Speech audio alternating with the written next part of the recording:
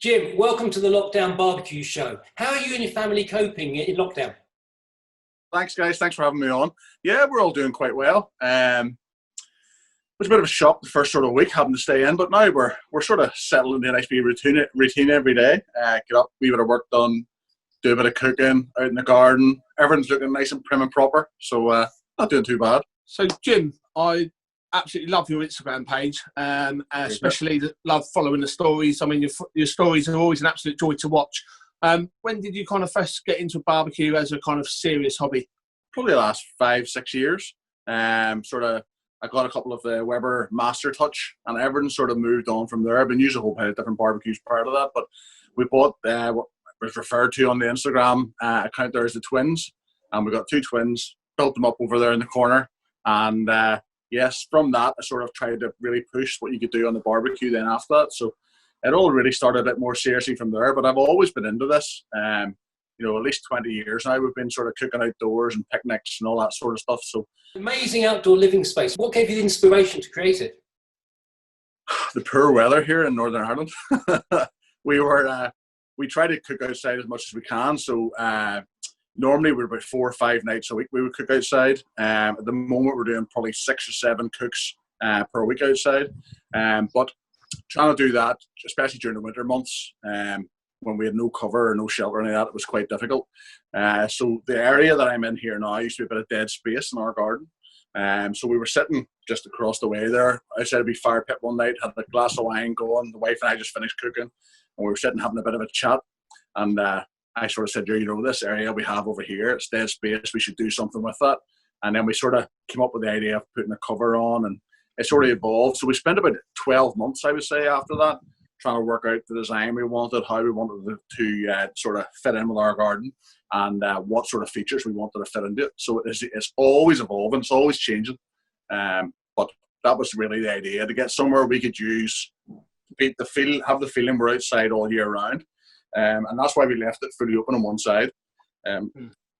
We like the idea of sort of sitting here, but still being able to look out in the garden, no barriers, and you feel you're outside, but you've got the warmth and the heat. Sort of the protection from the elements.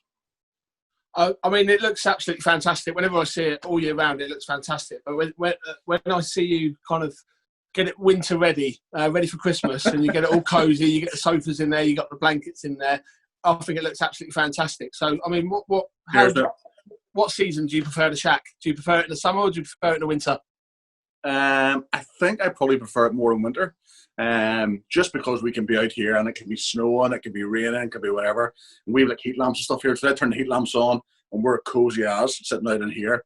Sometimes you put on the wee blankets or something like that, but it's lovely in here in winter, especially around Christmas time, when we change into that sort of grotto-y type sort of place. But I think in summertime I like to try and move the barbecues out and sort of cook outside under the sun and stuff like that on the odd days we get the sun. You've amassed a great collection of grills. What's your favourite?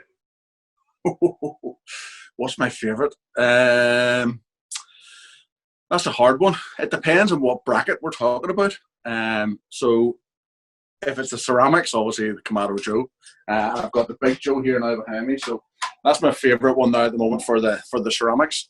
But I still really enjoy the Weber Master Touch. I think that's because it's sort of started with those, really enjoy cooking on those, and then that's what I use for teaching at my barbecue classes, is the Weber Master Touch. So I sort of have a bit of a love affair with both of those at the moment, and I enjoy using them both. But yeah, the Kamado Joe really does put a smile on my face. It's real fun, enjoyable feel to cook with and play with. And then of course we got the Bry Man recently, so I'm really enjoying cooking with that. Over open fire, it's a completely different way of cooking compared to the sort of lid down cooking. So I'm quite enjoying playing with that at the moment, sort of getting to grips with how that all plays with. So I couldn't say one particular barbecue, but there's 3. I'll give you 3. You answered it exactly how I'd probably answer it. Very diplomatic, but they all offer different things, don't they? So. Well, they do. Sometimes you just want to go out there and not have to think about how you're cooking. You just want to bang, stick it on there and cook it, and that's it. And the Weber Master Touch and the Kamado Joe, they both do that. And what I'm quite enjoying now with the Bry Man is I have to think about what I'm doing on it. I have to sort of think about how I'm going to control the fire, how I'm going to look after my fire, where am I putting the food. And it's a whole new sort of experience for me to start to play with. So talking about a whole new learning curve with the boy, you've obviously started or recently started some masterclasses, and obviously COVID put pay to that after your first couple of classes. How enjoyable was it doing the classes?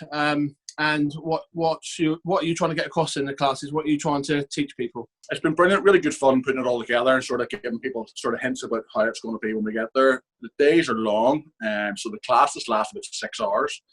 And we class that class as being basically an introduction to charcoal barbecuing. There's loads of people contact me and they're cooking on gas or they're cooking on something else, and they really want to go back to cooking on charcoal, but they don't know how to get the charcoal started. They're worried about how they maybe burn their food and that sort of stuff. So it's sort of showing them all the hints and tips that I've amassed over the years I've been doing it, and sort of giving it all to them. So throughout that day, we do 3 starters, 3 main courses, and then we do a dessert on the barbecue at the end. Everything's cooked live there and then. We sort of prep it all. Everybody gets a bit of hands-on, making a few things up themselves. And I think, what do we have?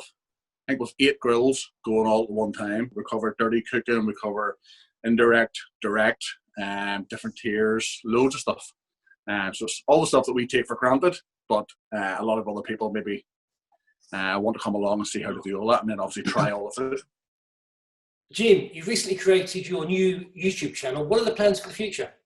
I've always been quite reluctant about getting onto YouTube. Because I don't have the technical knowledge about how to do all the videos. But there's plenty of guys that give me loads of support and sort of hints and tips about what to do. So I've managed to get myself there now. It's probably trying to establish a bit of a base on there and get used to trying and produce the videos. So we'll see where it goes. I'm looking forward to seeing how it develops. Now your wife, Romilly, she sometimes features as the voice behind the camera in your stories. She definitely does. You can kind of hear the banter, you can feel the banter. Is there any plans? Are we going to see more of Romilly on Instagram, on your YouTube channel? I would love Rom to get in front of the camera and do a wee bit more. She can handle these grills, no problem. So if the camera's not on, she'll be out here cooking away and all that sort of stuff. She's a wee bit reluctant getting in front of the camera, but I think we'll keep working on her. We'll get her there. We'll get her there. And is it true? Sorry. So I was going to say, she does in the classes, the barbecue classes. She runs some aspects of the barbecue class as well, so she knows her stuff. There's no reason why she can't get on camera and do it. But yeah, I would just have to be careful what she says on there, Elkie. You never know what she's going to come out with. Well, because I've heard a rumour. Is it true that you sometimes watch barbecue videos in bed together? You have to give me that again, Elkie. It's just a rumour I've heard that you sometimes treat the wife to some barbecue videos in bed. Occasionally. No, we're 25 years married now. Occasionally we sit there, TV on. Oh, look, there's somebody's come on. Somebody on YouTube. Oh, there's Elkie. So, Jim, plans for the future. Where do you see Onlyslaggin going from here? I don't really have any big plans or a game plan about where I want to go with this. We're just happy sort of plodding along, doing a wee bit of bits and pieces on helping people out here online. Spend a lot of time chatting to people on messages and stuff there every evening. So don't really have any massive sort of ambitions or aspirations about where I wanted to go. I just suppose just let it go and see what happens. Jim, thank you for being an amazing guest on the Lockdown Barbecue Show.